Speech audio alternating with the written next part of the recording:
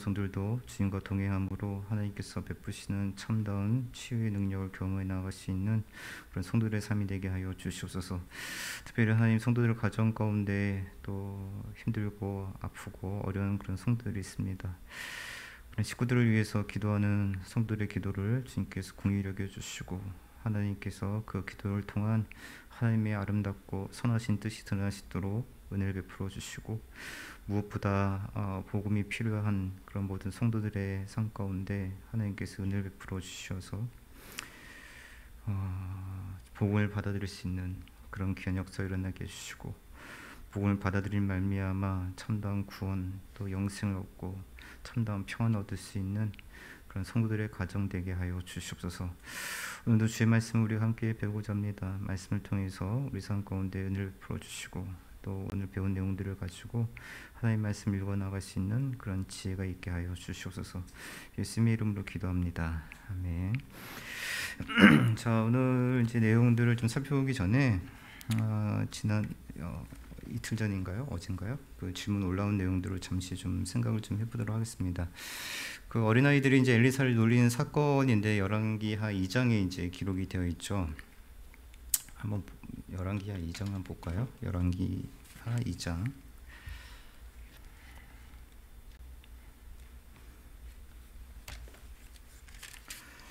예전에 한번 질문이 와서 한번 했던 것 같기도 하고 잘 기억이 가물가물한데, 자, 열왕기하 2장 23절에서 25절입니다. 우리 같이 그 말씀 같이 읽도록 하겠습니다. 같이 씁니다. 엘리사가 거기서 베델로 올라가더니 그가 길에서 올라갈 때 작은 아이들이 성읍에서 나와 그를 조롱하여 이르되 대머리에 올라가라 대머리에 올라가라 하는지라. 엘리사가 뒤로 돌이켜 그들을 보고 여호와의 이름으로 저주하며 곧 수풀에서 암곰들이 나와서 아이들 중에 42명을 찢었더라. 엘리사가 거기서부터 갈멜산으로 가고 거기서 사마리아로 돌아갔더라. 자, 이게 좀 참 우리가 좀 받아들이기 어려운 그런 사건 중에 하나긴 하나죠. 그러니까 오늘날로 치면 제가 이렇게 목사 이렇게 걸어가고 있는데 아이들이 어린 아이들이 와서 막 쇼다리야 막 이렇게 놀려요. 그래서 내가 이제 열받아가지고 막 애들 저주해 막 이렇게 한다면 사람들 생각에도 그렇겠죠. 목사가 돼가지고 애들이 좀 이렇게 놀린다고 저렇게 애들을 저주하냐? 뭐 이제 이렇게 생각을 이제 할 수 있고, 또 희한한 건 그렇다고 해서 하나님께서 또 그 저주를 들고 또 아이들을 이렇게 죽이셨다는, 이렇게 심판하셨다는 내용도 좀 우리가 이제 받아들이기 어려운 내용들이 있죠. 이걸 보면 엘리사도 성격이 보통 아닌가 보다 뭐 이런 생각을 할 수가 있는데, 그리고 굉장히 성격이 잔인한가 보다 이렇게 생각을 할 수가 있는데, 우리가 근데 성경을 읽으실 때 제가 늘 말씀드리지만 지금 우리 시대의 현대적 사회적 가치관 그리고 우리들의 기준을 가지고 이 고대 사회의 그 성경을 읽어가시면 좀 어려움이 있습니다. 그래서 저번에도 말씀드렸지만 그 가나안 정복 사건도 사실 지금 현대적 관점에서 볼 때 굉장히 잔인한 전쟁이라고 생각할 수가 있겠죠. 그죠? 항복을 하고 뭐 이렇게 저항하지 않는다면 살려주는 게 마땅한데 어떻게 그렇게 다 이렇게 죽을 수 있을까라는 그런 생각들. 그런데 이제 성경에서 이야기하고 있는 그 거룩한 전쟁 그리고 악에 대한 하나님의 심판이라고 하는 부분들을 생각을 해본다면 그렇게 또 지금 현대적 관점으로 보기 굉장히 어렵거든요. 그러니까 하나님께서 우리가 또 최후의 심판하실 것인데 그 하나님의 최후의 심판을 또 우리가 갖고 있는 현대적 기준으로, 윤리적 기준으로 또 이야기할 수는 없는 거잖아요. 그 성경에서 이야기하는 선과 악의 절대적 기준은 이제 하나님이시니까. 자, 근데 이 사건도 일단은 그 현대적인 그래서 윤리 기준을 좀 일단 접으셔야 되고, 지금 현대적으로 보는 관점 보시고 이렇게 좀 대하셔야 되는데, 그럼에도 또 엘리사 아이들을 대하는 엘리사의 태도가 좀 심한 것 같다는 생각이 좀 이제 드실 텐데, 우선 이제 그 아이들이 놀리는 그 내용을 좀 보셔야 될 텐데요. 일단 그 선지사를 이제 조롱했다라는 말이 있죠.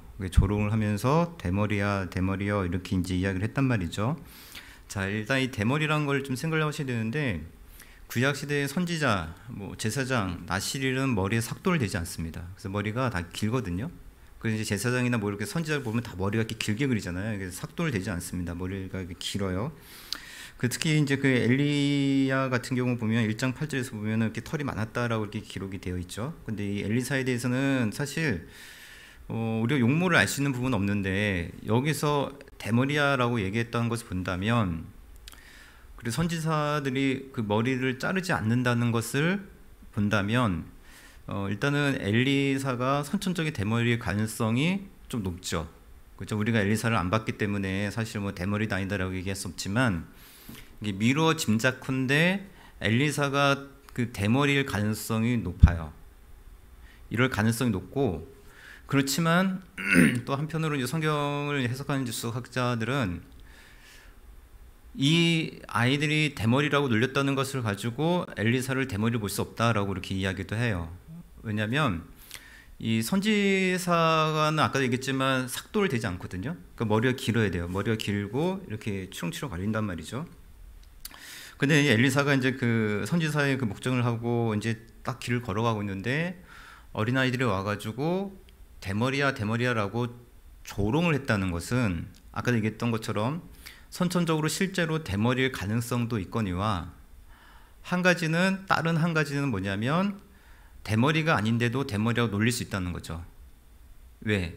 조롱하기 위해서. 그래서 이 대머리야라고 얘기했던 건 아까 얘기했지만, 선지자는 머리를 자르지 않는데 대머리야 대머리라고 불렀다는 것은 만약에 머리가 길었을 경우를 가정했을 거예요. 그냥 대머리가 아닐 경우에, 그럴 경우에 대머리야 불렀다는 건 뭐냐면, 야, 이 가짜 선지자야 이렇게 놀리는 것 같다는 거죠. 너희 사이비야 막 이런 식으로.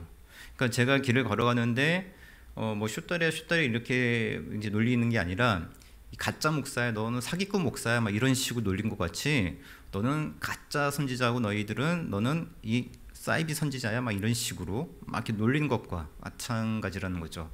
근데 사실은 이 대머리가 아닐 가능성이 있을 때에, 아닐 경우에 이렇게 해석을 할 수 있지만, 대머리일 경우도 사실 그렇게 해석할 수 있는 거거든요. 그러니까 선천적으로 대머리는 건 어쩔 수 없잖아요. 그런데 그렇게 선지자 복종을 하고 왔는데 대머리야라고 놀린다는 건 뭐냐면, 너는 가짜하고 놀리는 거랑 똑같은 거예요. 그러니까 실제로 대머리건 대머리가 아니든 간에 그 선지자한테 대머리야라고 이렇게 조롱했다는 것은, 너는 가짜야, 너는 사이비야, 거짓된 선지자야 이렇게 막 놀리는 것과 같은 거예요. 그러니까 어떻게 해석을 하든. 근데 여기서 보면 올라가란 말이잖아요. 올라가란 말은 요즘 우리나라 말로 이렇게 번역을 한다면, 올라가란 말보다는 꺼져라 여기서 사라져버려라 이제 이렇게 얘기하는 거죠. 베델로 가고 있는데, 야, 이 가짜 선지자야, 이 대머리 선지자야, 그렇게 얘기하는 거죠. 이 사이비야, 너는 사이비니까 꺼져버려 이런 식으로 이제 놀린 것과 같다는 거죠. 그래서 여기 조롱하다는 말을 이렇게 좀 주의 깊게 보셔야 돼요. 그래서 이 아이들이 조롱을 하면서 이렇게 불렀는데, 문제는 여기서 또 뭐냐면, 그래도 어린아이를 이렇게 조롱할 수 있냐, 그죠? 이렇게 보는 거죠. 어린아이인데, 그래도 A인데. 우리가 여기서 이 본문에서 이제 어린아이라 생각하면 대략 여러분 머릿속에 어떤 아이들이 그려질지 모르겠지만, 유치원생이 그려질 수도 있고 초등학교 저학년까지 그 아이들을 아마 머릿속에 이제 그릴 수가 있는데, 사실 어린아이라고 하는 그 단어가 나으르라고 하는 단어인데, 이 단어의 폭이 좀 넓어요. 그러니까 히브리어, 제가 말씀드렸잖아요. 저희 아버지 성함이 한상욱이에요. 그 한상욱이라는 사람의 아들은 한준이에요. 한준이의 아들은 한다연이고, 그리고 한다연은 한상욱의 손자죠. 그런데 히브리어는 한다연은 나의 아들도 되고 우리 한상욱이라고 하는 분의 아들도 돼요. 이 히브리어 단어 개념이 좀 우리랑 좀 다른 부분이 있거든요. 여기서 쓰고 있는 그 나으르라고 하는 그 단어는 이 단어의 폭이 굉장히 넓어요. 그래서 솔로몬이 그 하나님께 이제 기도하면서 자기는 작은 아이라 이렇게 표현을 했었잖아요. 그죠? 나는 하나님 앞에 정말 작은 아이라, 이렇게 그때 이야기했을 때, 이때 이 작은 아이라는 표현이 여기는 어린아이와 같은 표현이에요. 근데 솔로몬이 이때 어린애는 아니거든요. 어린애는 아닌데 하나님 앞에 작은 아이라 얘기했을 때는, 저는 하나님 앞에 갓난아기와 같아요, 저 유치원생과 같아요, 이런 뜻이 아니라, 저는 당신 앞에 굉장히 작은 사람이고 겸손하다는 그런 표현을 하기 위해서 작은 아이라 쓰잖아요. 그렇게 작은 아이라 썼을 때 솔로몬이 썼던 그 단어가 뭐냐면 이 나르라는 단어거든요. 이게 같은 단어를 이제 쓰고 있어요. 그리고 그 4장 12절을 보시면 누가 나오냐면 엘리사의 사원 그 게하시가 나옵니다. 게하시. 이 게하시가 나오는데 이 게하시가 어떤 인물이냐면 나중에 그 나아만이 치료를 받았고 고맙다고 이제 엘리사한테 이제 좀 돈을 이렇게 드리려고 했더니 엘리사는 이제 거절하잖아요. 됐다 가라 그랬더니 나중에 쫓아가가지고 아유 사실 다시 달래요. 그래서 눈을 뜯어내냈거든요. 그러면 지금 이 사환이 어린이는 아닐 거 아니에요, 그죠?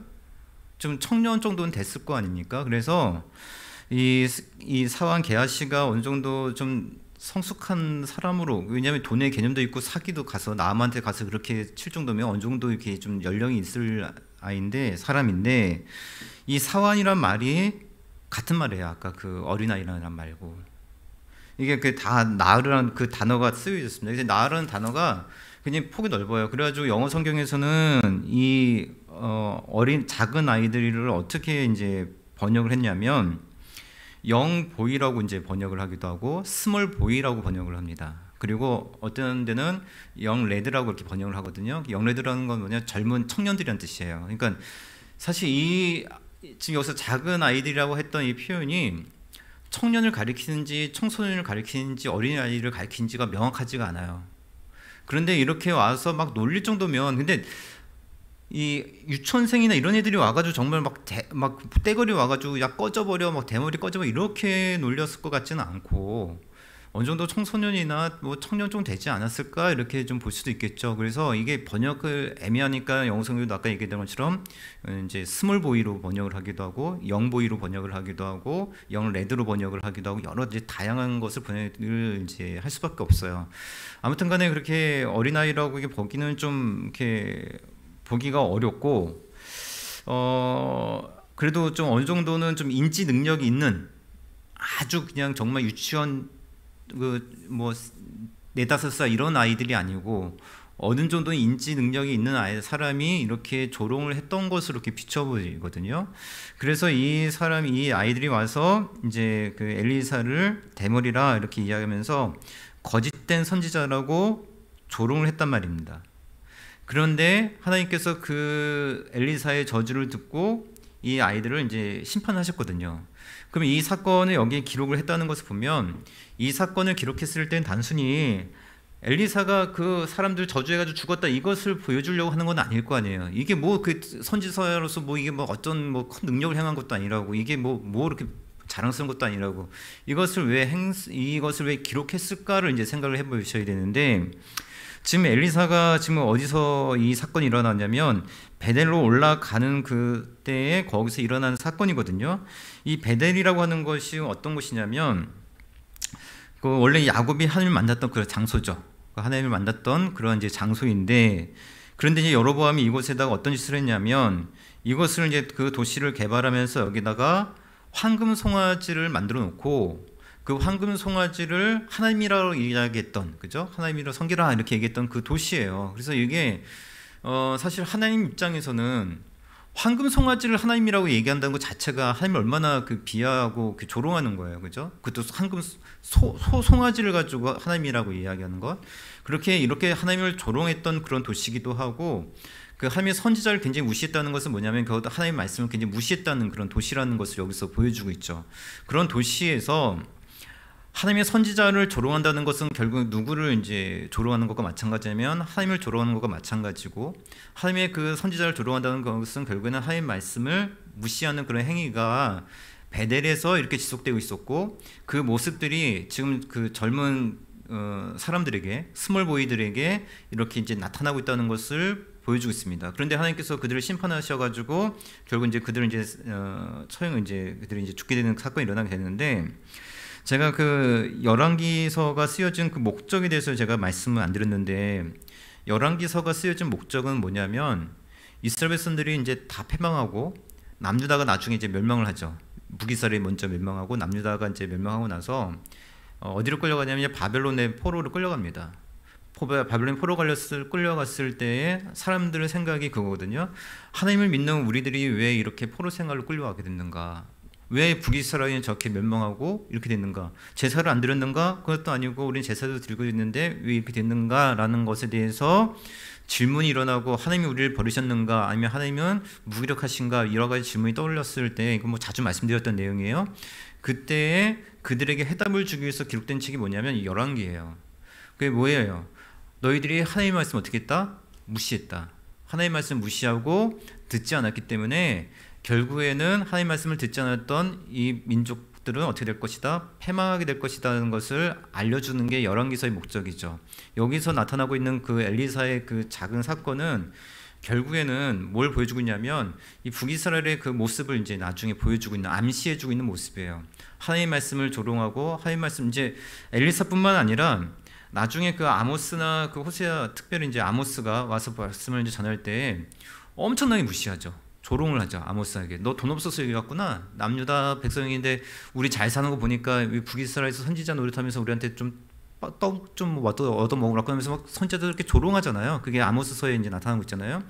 그만큼 이제 북이스라엘이 그렇게 하나님의 말씀을 조롱하고 선지자들을 조롱했던 이제 그 민족의 그 모습을 보여주고 있고, 결국은 그렇게 하나님의 말씀을 무시하고 선지자들을 조롱했던 이들은 결국엔 패망하게 될 것을 여기서 작은 이제 암시 장치로 여기서 보여주고 있다라는 것을 기억을 하시면 되겠습니다. 그래서 결국 하나님의 말씀 무시했던 그 북이스라엘이 멸망하게 될 것을 함축적으로 보여주고 있는 그런 내용이다. 그리고 이 어린아이라고 표현을 했단 말이죠. 아까도 얘기했지만 이 어린아이는 청년으로 표현이 될 수도 있고 청소년으로 표현될 수 있는 그런 단어인데, 이 단어를 쓰고 있다는 것은 뭐냐면 굉장히 그 연령층을 애매하게 표현을 하고 있죠. 연령층을 애매하게 표현을 하면서 보여주냐면 이 어른들뿐만 아니라 어른들이 그렇게 타락을 했기 때문에 이 젊은 사람들까지 그 타락성이 어떻게 됐다? 물려주고 있는 그런 시대를 지금 고발하고 있는 그 사건입니다. 그래서 단순히 그냥 신체적 그 비밀, 신체적 어떤 그런 수치스러운 거, 그냥 대머리를 이렇게 놀렸더니 엘리사가 열받아가지고 막 저주 내렸더니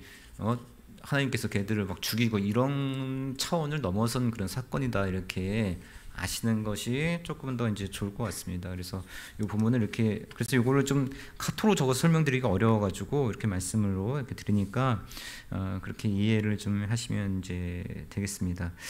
그만큼 이제 북이스라엘이 굉장히 타락을 했던 것을 보여주고 있고, 그 내용들이 이제 열왕기 이제 하에 이제 쭉 나타나고 있죠.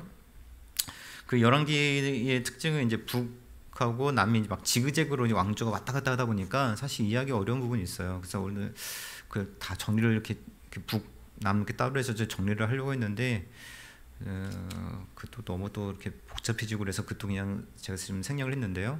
이게 지그재그로 이렇게 막 돼 있어서 그 시대들을 이렇게 맞추기가 굉장히 어렵고 복잡한 그런 부분들도 있습니다. 그냥 그래서 북이스라엘과 남유다의 역사를 기록할 때는 그냥 이렇게 이스라엘 역사서를 이제 분류할 때는 그냥 북왕조를 따로 이렇게 기록을 하고, 우리들도 성경 학자들도 남유다를 이렇게 따로 이렇게 왕국을 따로 기록을 해요. 왜냐하면 이게 지그재그로 있는데 이걸 끼워 맞춰서 막 서술하기 어려우니까.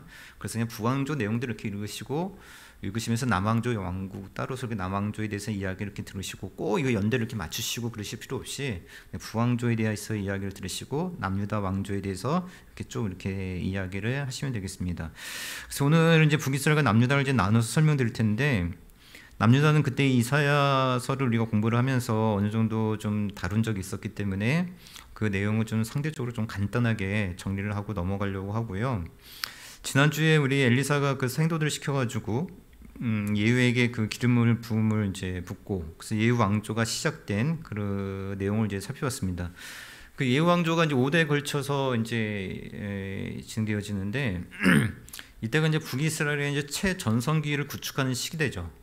그래서 예후 같은 경우는 바알을 섬겼던 그 오므리 왕조를 심판을 해버리고, 또 아하 왕조를 이제 멸망시키고 계획에 칼날을 휘둘렀던 그런 이제 왕조인데, 결국 가서는 예후 왕조도 이제 결국 별반 다를 것 없이 이렇게 갔던 왕조가 그 예후 왕조죠. 그래서 아하 왕조를 청산을 했지만 그 다윗의 길을 따르지 못했던 그런 것이 이제 이 아하 왕조, 예후 왕조고, 그래서 이제 결국에는 그 이 요아스 시대에 엘리사가 죽고 나서 계속해서 그 여로보암 1세의 뒤를 따른 것이 가속화되었던 것이 예후 왕조의 모습입니다. 특별히 이제 여로보암 2세에 들어서서 뭐 자주 말씀드리지만 이스라엘의 역사상 가장 그 큰 번영기에 접어들게 되고, 그래서 이제 14장 23절부터 그 내용이 나오게 됐는데 14장 우리 23절을 한번 보겠습니다. 14장 23절.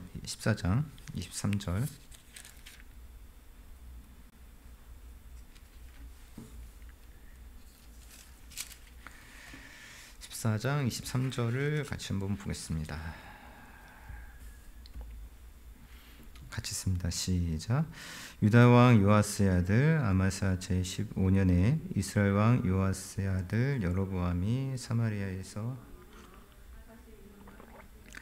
자, 여로보암 2세가 이제 그 왕이 되어 가지고 41년은 다스렸다라고 이야기를 하고 있는데, 중요한 건 24절에 이렇게 나오죠. 여호와 보시기에 악을 행했고 이스라엘에게 범죄하게 한 느밧의 아들 여로보암의 모든 죄에서 떠나지 아니했다. 그래서 여로보암 2세가 그대로 여로보암 1세의 그 모든 행적들은 이제 그대로 다 행했다라고 이야기해요. 그러면서 25절도 보면 이스라엘의 하나님 여호와께서 그의 종 가드의 야비떼의 아들 선지자 요나를 통하여 하신 말씀과 같이 여로보암이 이스라엘 영토를 회복하되 하마 어기부터 아랍의 바다까지 했다라고 이야기하면서 그 이런 시대 속에 여로보암 2세 속에서 굉장히 그 나라가 최고의 전성기를 이끌고 회복시켜주고 이렇게 나라가 굉장히 번성했다는 것을 여기서 보여주고 있습니다.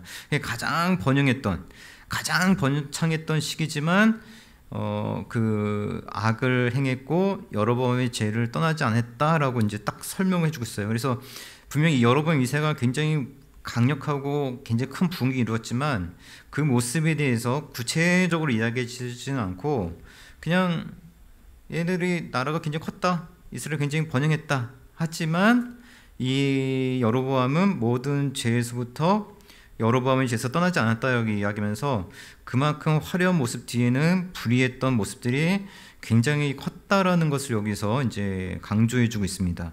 자, 이런 시대 속에서 이제 그 세계 정세가 어떻게 변하고 시작을 했냐면 여로보암 2세 때 이제 최고 전성기를 막 구축하고 있었는데 아수르 제국이 이제 계속 이제 팽창을 하던 시기였어요.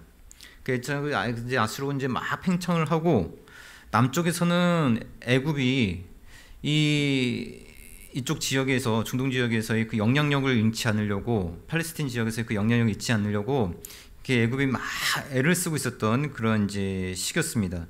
그래서 이제 남유다 북이스라엘은 이제 팽창하고 북이스라엘도 팽창하고 있었고 아수르도 이제 계속 팽창하고 있었고 남유다도 이제 애굽도 계속해서 힘을 이제 내고 있었던 시대였고 남유다도 북이스라엘만큼은 아니지만 그 계속해서 이제 힘을 내고면서 세력을 이제 확장하고 있던 이제 그런 시기였어요. 자, 이런 시기에 여로보암 2세의 통치가 딱 끝나자마자 북이스라엘이 큰 혼란에 쓰이게 됩니다. 그리고 하나 말씀드렸던 것처럼 이제 깜빡인데 여로보암 2세 때에 주로 이제 그 북이스라엘 활동했던 선지자가 누구냐면 이제 호세아하고 아모스예요. 이제 그건 나중에 우리가 선지서를 볼 때 이제 살펴볼 텐데, 근데 북이스라엘이 이제 큰 이제 혼란이 이제 그 여로보암 2세가 통치를 하다가 딱 통치가 마치자마자 큰 혼란에 이제 쌓이게 되죠. 그래서 여로보암 2세가 죽고 나서 된 왕이 누구냐면 이제 스가랴가 됐는데, 스가랴가 왕이 됐지만 6개월 만에 15장 우리 10절을 보시면 15장 10절을 보시면 살룸이라는 사람이 스가를 죽이고 이제 왕이 됩니다. 근데 이게 모두 다 하나님께서 말씀하신 대로 된 것이다라고 이야기하거든요. 15장 우리 12절 한번 같이 한번 읽어보실까요? 15장 12절. 자, 우리 같이 씁니다. 시작. 여호와께서 예후에게 말씀하여 이르시기를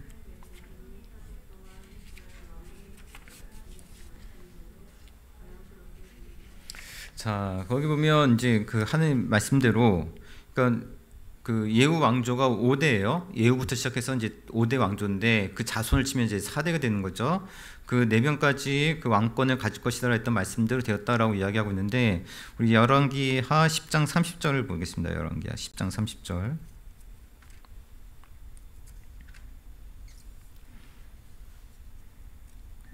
자, 우리 같이 씁니다. 시작. 여호와께서 예후에게 이르시되 네가 나보다 정직한 일을 행하되 잘 행하여 내 맘 있는 대로 아하즈에 대해 행하였은즉 내 자손이 이스라엘 왕위를 이어 4대를 지내리라 자, 이 말씀대로 그대로 이루어지게 된 거죠. 그래서 스가랴가 통치를 하다가 결국에는 이제 죽게 되는데, 그래서 예후를 제외하면 이제 사대가 되는데 이렇게 예언자가 끝이 나요. 이제부터 이제 계속 이제 모반, 반역 이런 것들 왕들이 이제 막 바뀌게 됩니다. 그러니까 스가랴를 제거해서 왕이 되는 사람이 누구냐면 샬룸인데, 한 달 만에 또 문하임에게 또 살해가 되죠. 그래서 또 세력을 확장하는, 그래서 이제 아수르와 이제 제일 먼저 충돌한 왕이 누구냐면 문하임입니다. 그러니까 아수르가 막 팽창하고 있던 시대에 여로보암 2세가 막 세력을 확충했어요. 그러고 나서 끝나고 나서 스가랴가 죽고, 그 다음에 또 이제 살롬이 죽고 나서 누가 왕이 됐냐면 이제 문하헤민이라고 하는 사람이 왕이 됐는데, 이 왕이 이 점점 확충하고 있는 그 아수르와 제일 먼저 이제 충돌을 하게 되는 왕이 문하임입니다. 그 다음에 이제 그 2년 뒤에 누가 되냐면 군대 장관 이제 베가가 반역을 이렇게 되는데, 이 문제의 인물이 바로 이 베가죠, 베가. 그 문하임 같은 경우는 이제 아수르와 하친을 맺고 막 어떻게든지 좀 하려고 했었는데, 베가는 아수르와 하친을 맺으려고 하는 것이 아니라 어떻게 하냐면 아람과 연합해서 아수르를 대항하려고 해요. 그러니까 문하임은 그 아수르 군대에게 돈을 줘가지고 막 부딪히려고 하니까 돈 줘가지고 그냥 가주세요. 그래가지고 이제 이게 돌려보냈잖아요. 그래서 화친을 맺고 그랬다는 것은 결국 이제 조공을 바친다는 의미인데, 이 베가가 되고 나서부터는 그걸 이제 거절을 하죠. 그러니까 베가 봤을 때 이 아수르도 넓은 땅을 다스리다 보니까 여기저기서 이제 문제가 터지면 시민 균형이 조금 이제 빠지게 되면 상대적으로 이 북이스라엘 이쪽으로 동쪽으로 약간 이제 그 균형이 좀 이렇게 무너질 때가 있거든요. 그러니까 베가 봤을 때는 이제 그런 기회를 포착을 해가지고 이제 좀 독립을 하면 되겠다 생각을 해가지고 우리가 잘 아는 것처럼 아람과 함께 손을 맺고 그 다음에 아수르와 이제 대항을 하려고 합니다. 자, 이때 그 남유다 왕이 이제 그 유명한 아하스죠, 아하스. 우리가 이사야를 통해서 이제 살펴봤는데, 북이스라엘 연합군이 결국에는 남유다와 함께하자, 너희도 함께해야지 우리가 쟤들과 맞설 수 있지라고 했는데, 남유다가 그걸 거절을 하죠. 거절을 해가지고 그러면 이제 북이스라엘과 그 아람이 어떻게 하냐면, 야, 그러면은 아수르와 남유다 두 사이에서 우리 중간에 껴 있으니까 남유다부터 치자 해가지고 남유다를 먼저 쳐요. 그죠? 그 내용들을 우리가 이사야 때 이제 다 살펴봤으니까 이제 간단하게 끌어가면, 그래서 이제 아하스가 결국에는 남유다 왕이었던 아하스가 어떻게 하냐면 이제 아수르를 끌어들여가지고 이제 그 사태를 이제 극복하려고 하죠. 그래서 아수르가 어떠냐면 남유다의 제안으로 북이스라엘을 침공하고 갈릴리 지역하고 요단 도편을 먼저 점령해요. 이렇게 이제 점령을 하면서 나가기 시작을 합니다. 그때 이제 그 베가를 제거해버리고 왕권을 잡은 사람이 누구냐면 호세예요, 호세아. 근데 호세아는 지난번에 말씀드렸던 것처럼 이게 좋은 왕은 아닌데 이전 왕과는 좀 다른, 좀 묘한 왕이에요. 그래서 사실 어떻게 다른지는 잘 몰라요. 이게 그냥 그렇게 뭐 써 있기만 하죠. 여기 보면 이제 호세아 이렇게 나왔잖아요. 여호와 보시기에 악을 행했지만 이전 왕들과는 같지 않았다. 성경에 기록이 되어 있거든요. 그래서 사실 호세아가 어떤 부분에 있어서 그렇게 다른지에 대해서는 정확히 알 수는 없어요. 근데 아무튼간에 이 호세아가 이제 이제 왕이 되고 나서 일단은 그 아까 얘기했던 것처럼 이제 그 17장 2절이 나오죠. 17장 2절. 그것도 한번 읽어보실까요? 17장 2절입니다. 시작. 여호와께서 보시기에 악을 행하였으나 다만 그전 이스라엘 여러 왕들과 같이 하지는 아니더라. 이게 이제 호세에 대한 평가예요. 그래서 어떻게 되는지 모릅니다. 어떻게 되는지 모르겠는데 아무튼 호세아가 이제 딱 그 베가를 제거해버린 거죠. 야, 아수르가 강력한데 아수르한테 이렇게 대적을 했다가 우리가 지금 다 짓밟혔으니까 호세아가 어떻게 하냐면 이렇게 해서는 안 된다. 아수르와 화친을 맺자. 그래가지고 처음에는 아수르와 화친을 맺어요. 그러고 나서 이제 그 아수르 이제 물론 이제 그 전부터 베가가 두들겨 맞았으니까 베가가 이제 막 두들겨 맞으면서 이 전쟁을 무마시키기 위해서 이제 일단 조공을 바치면서 무마시킨 거죠. 그 상태에서 호세아가 이 베가를 제거하고 왕이 돼가지고 그 정책을 처음에 유지합니다. 그래서 아수르에게 조공을 바치면서 그 나라를 이제 유지해 나가는데 그때는 뭐 선택의 여지가 없었죠. 그러고 있었는데 항상 북이스라엘이건 남유다건 항상 유혹하는 이들이 있었는데 그게 누구냐면 애굽이에요. 애굽. 그죠? 애굽이 항상 유혹한단 말이에요. 야, 우리가 도와줄게. 내가 도와줄게. 이번에 야, 그렇게 자꾸 조공 바치지 말고 우리가 도와줄게. 덤벼. 한번 싸워보자 이런 식으로 자꾸 이제 한단 말이죠.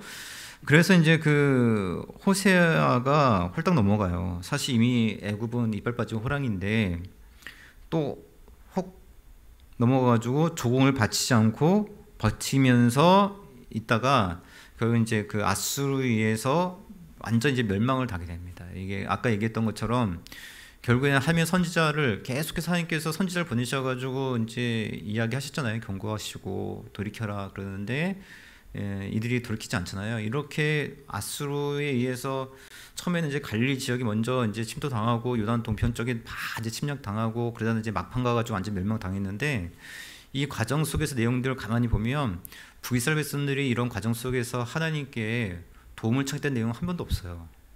북이스라엘 모습들을 보면 이게 이때 현실이에요. 그러니까 그 아까 얘기했던 것처럼 엘리사를 이렇게 막 조롱하고 그런 모습들이 그러니까 하나님을 조롱을 하진 않아요. 이 사람들이 말씀드렸던 것처럼 제사를 드리잖아요. 하나님께 제사를 드리기 때문에 조롱하고 있진 않지만 하나님께 제사를 드리면서 황금 송아지를 섬긴다는 것, 또 하나님을 섬기면서 여러 바알신을 동시에 섬긴다는 것은 하나님을 조롱하는 것과 마찬가지죠. 그렇죠?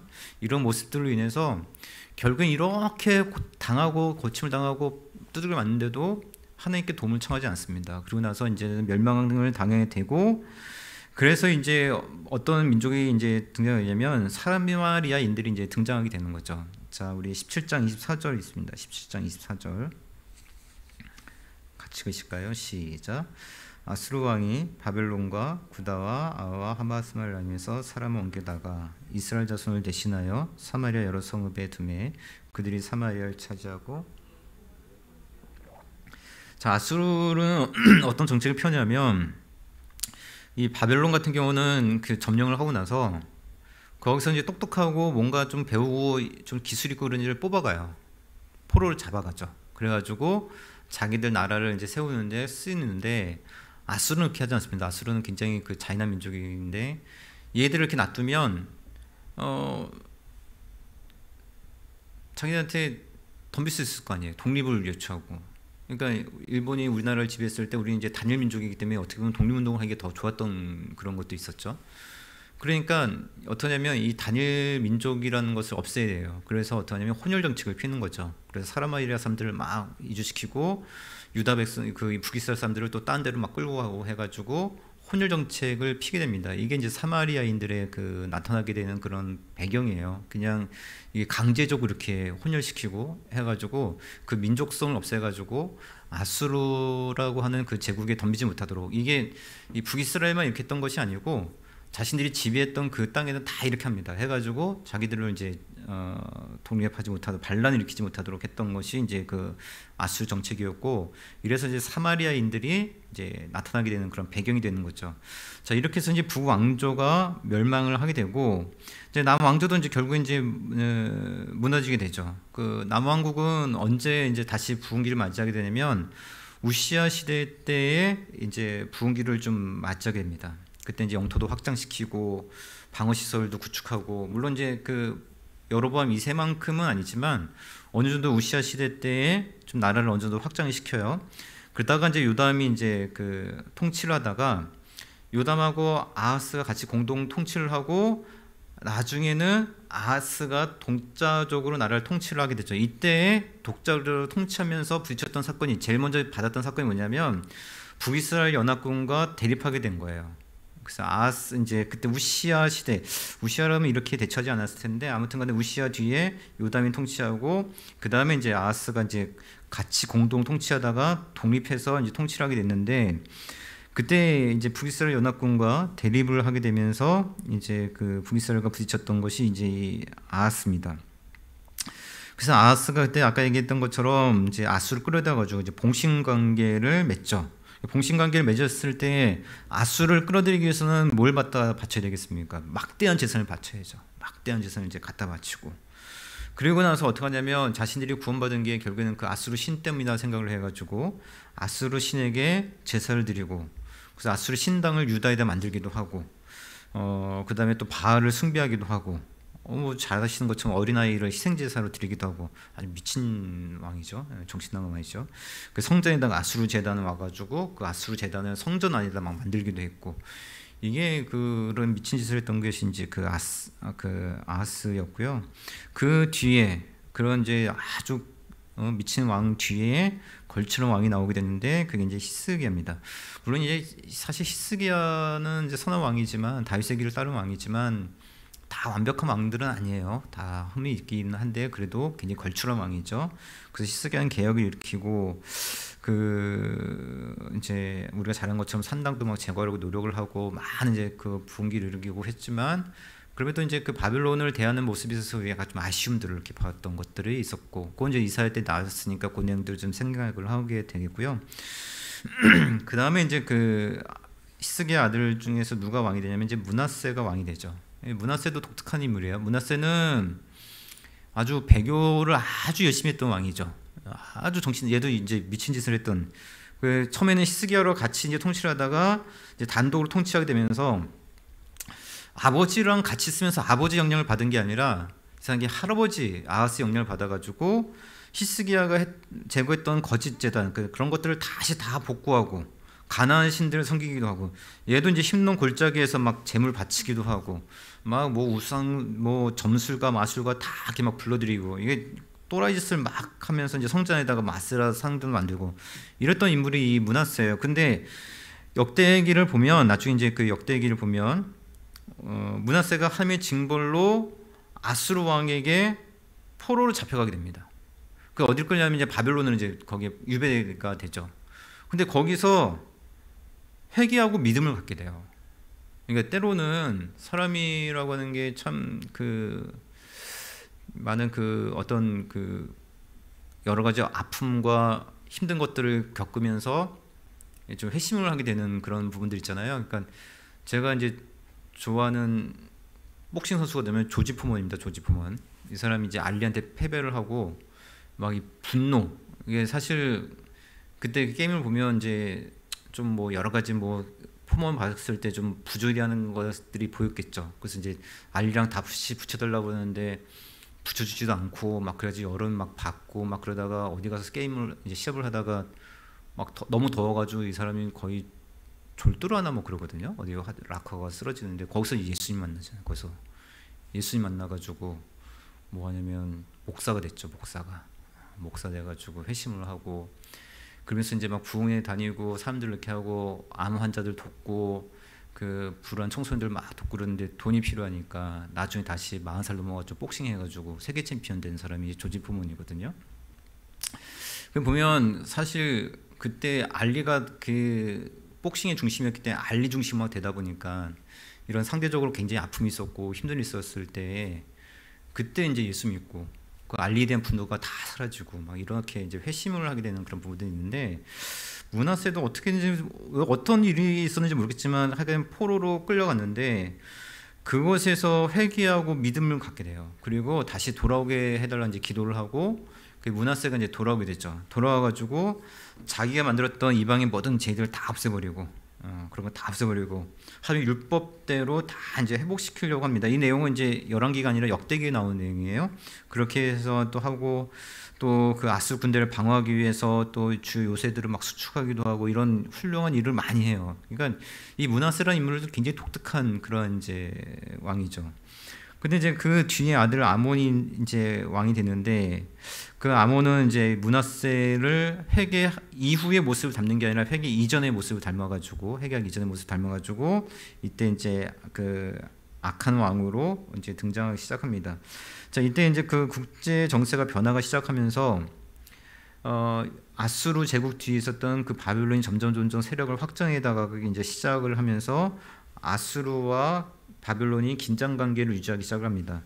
이때 왕이 된 사람이 요시야 왕이에요. 요시야 왕. 다윗 이후에 제일 경건한 왕은 요시야라고 볼 수 있죠. 물론 히스기야도 굉장히 경건한 왕인데 정말 경건한 왕은 요시야입니다. 근데 젊은 나이에 요절을 하게 되죠. 하나님의 부름을 받게 되는데 요시야가 왜 그렇게 그 바벨론 견제하기 위해서 애국과 이제 싸우다가 이제 전사하게 되잖아요. 39살의 나이에 이제 죽게 되는데 이에 대해서 그 역대하에서는 이것이 하나님의 뜻과 반대되는 일을 했다라고 이렇게 이야기를 해요.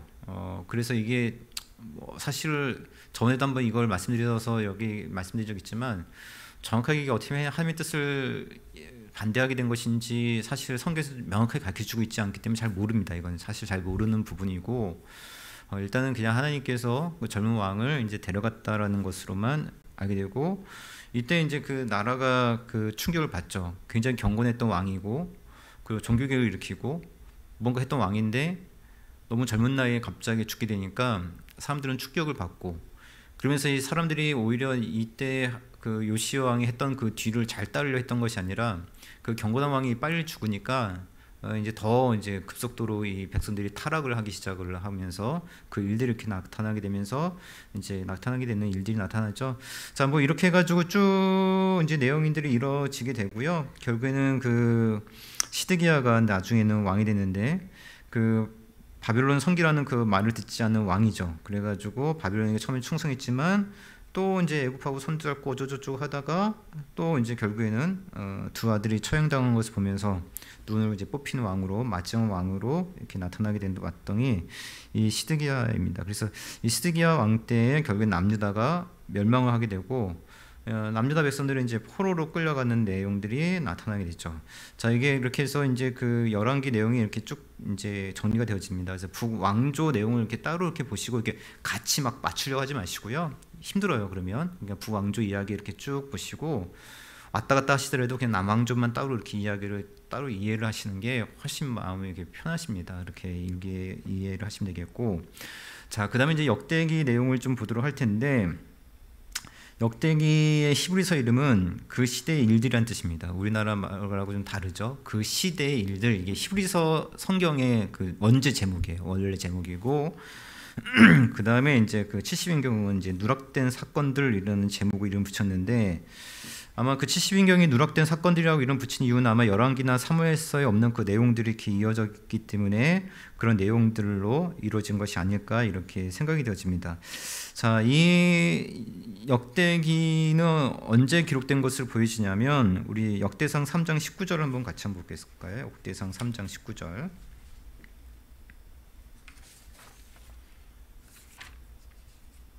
역대상 3장 19절. 자, 우리 같이 씁니다. 시작. 부다의 아들들은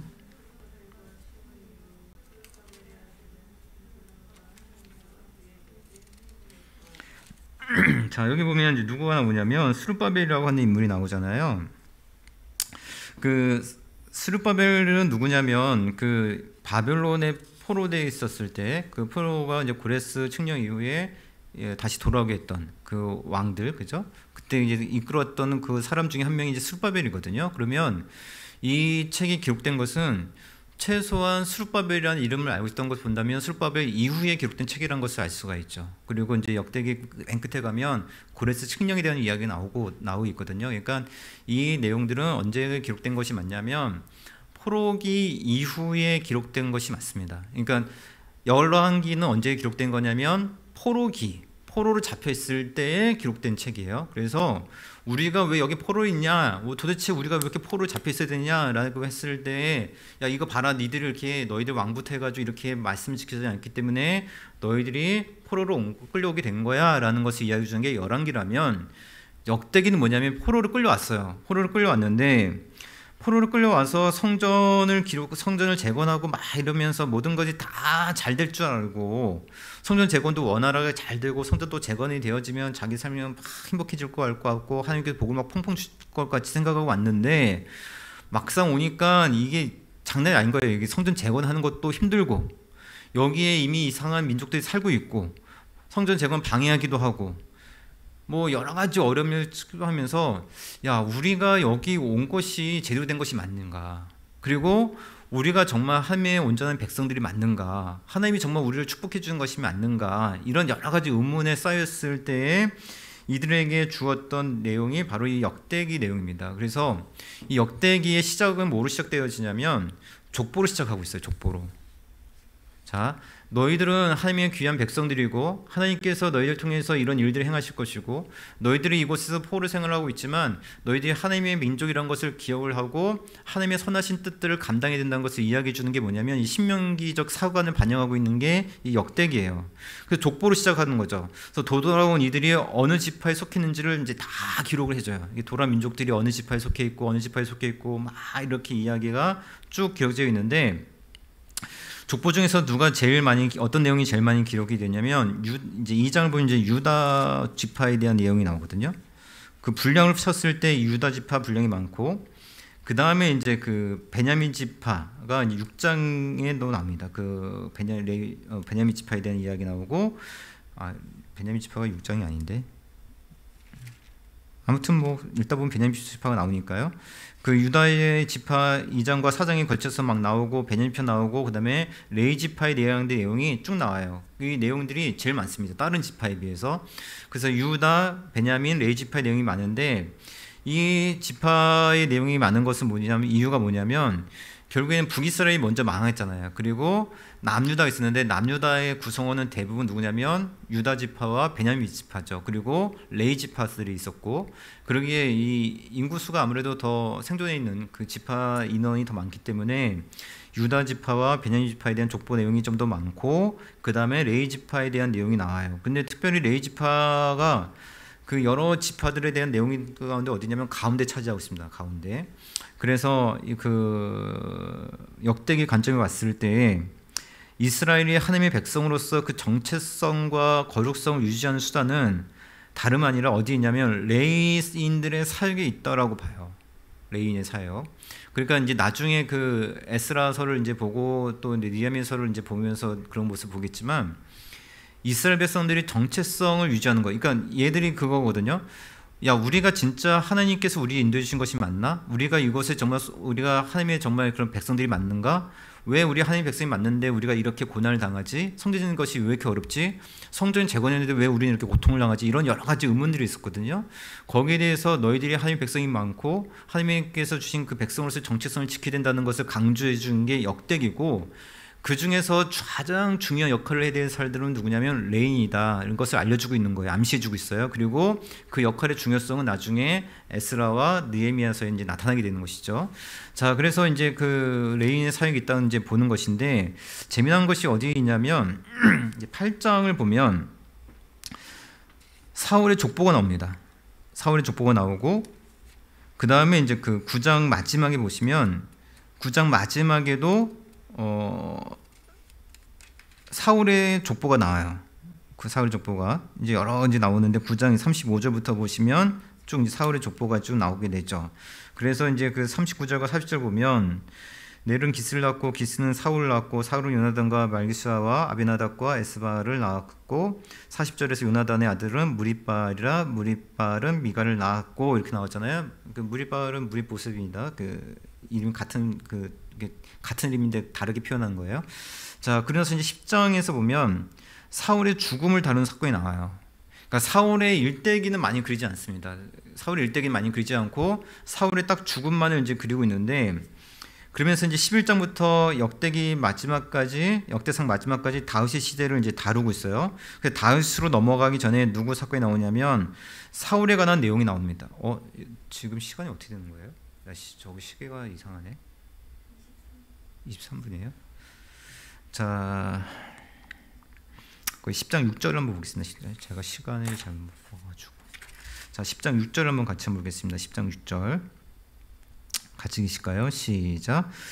이와 같이 사울과 그의 세 아들과 그 온 집안이 함께 죽으니라. 자, 이렇게 이야기를 하고 있는데 여기 보면 사울과 그 세 아들과 그 온 집안이 함께 죽었다. 10장 6절에 이렇게 나와 있죠. 그런데 이것을 같이 기록하고 있는 요 사건을 같이 기록하고 있는 사무엘상 3장 16절 31장 6절 한번 보겠습니다. 사무엘상 31장 6절. 사무엘상 31장 6절.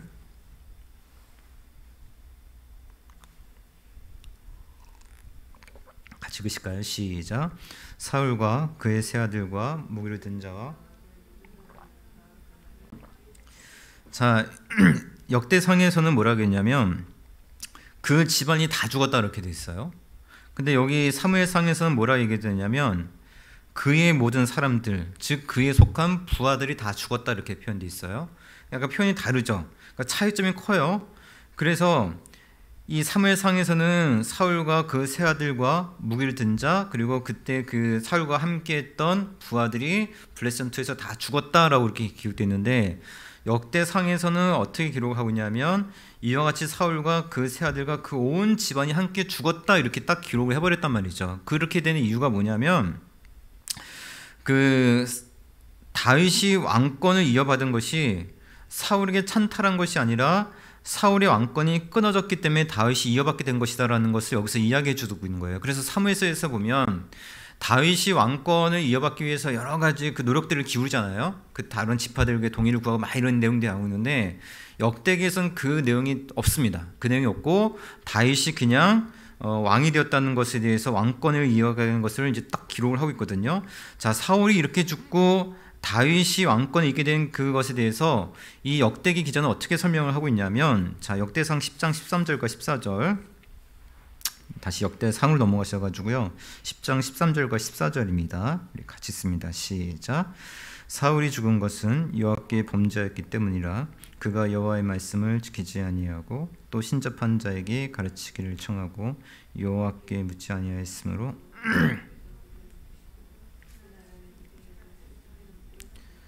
자, 여기서 사울이 죽은 이유를 딱 이렇게 얘기하죠. 여호와께 범죄하였기 때문이었다.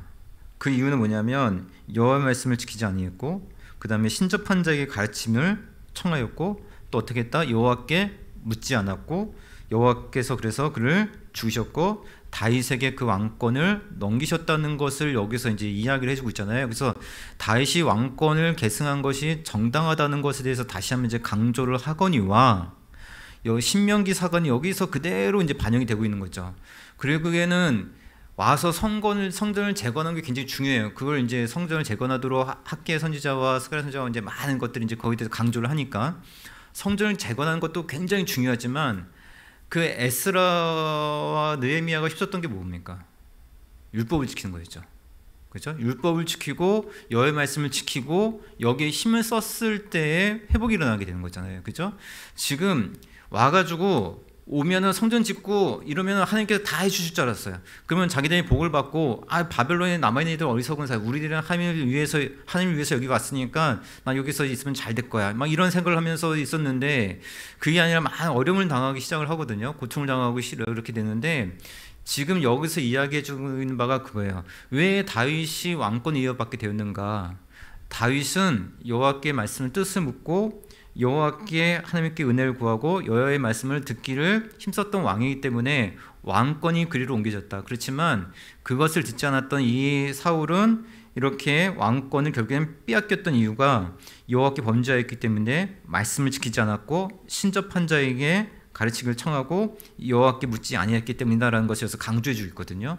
포로기에서 돌아왔던 그 이스라엘 백성들이요, 이방 여인들과 결혼도 많이 하고 온통 그 남잡 행동 등을 이어갑니다. 그런 행동 이어가면서 그들이 얘기했던 게 뭐냐면, 왜 하나님이 우리에게 복을 주시지 않는가? 우리가 하나님 백성이 아닌가? 이런 의문을 갖고 있거든요.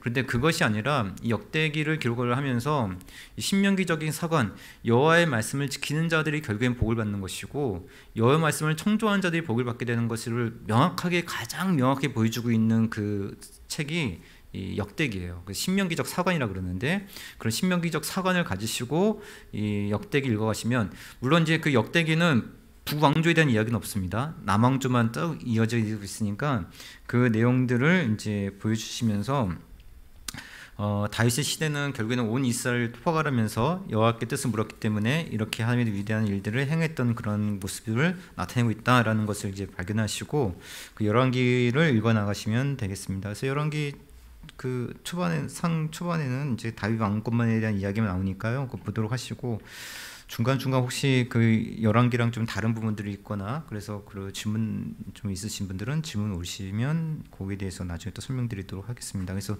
그런 관점에서 이 내용들을 읽어보시면, 그렇지만 이제 다윗도 마찬가지죠. 다윗도 결국에 여호와의 말씀을 청종하지 않았을 때는 하나님께 이제 그 징계를 당하니까 그런 모습들을 좀 보시면서 읽어 나가시면 될 것 같습니다. 자, 기도하겠습니다. 주님, 언제나 우리가 하나님께 말씀을 듣고 말씀을 청종하고 말씀을 지킨 자들이 복이 있다는 것을 잘 알지만 그래도 그것을 지키는 것이 굉장히 어렵고, 그래서 우리는 다른 것들을 의지하고 다른 것들을 자꾸만 붙들려고 할 때가 많은 것을 고백합니다. 그러나 주님, 언제나 여호와의 말씀을 청종하고 여호와께 뜻을 묻고 또 여호와의 말씀을 지킬 수 있는 그런 삶들이 우리 안에 회복되어지게 하여 주셔서 하나님께서 기뻐하시는 그 길을 걸어갈 수 있는 그런 복 있는 삶 되게 하여 주시옵소서. 예수님의 이름으로 기도합니다. 아멘.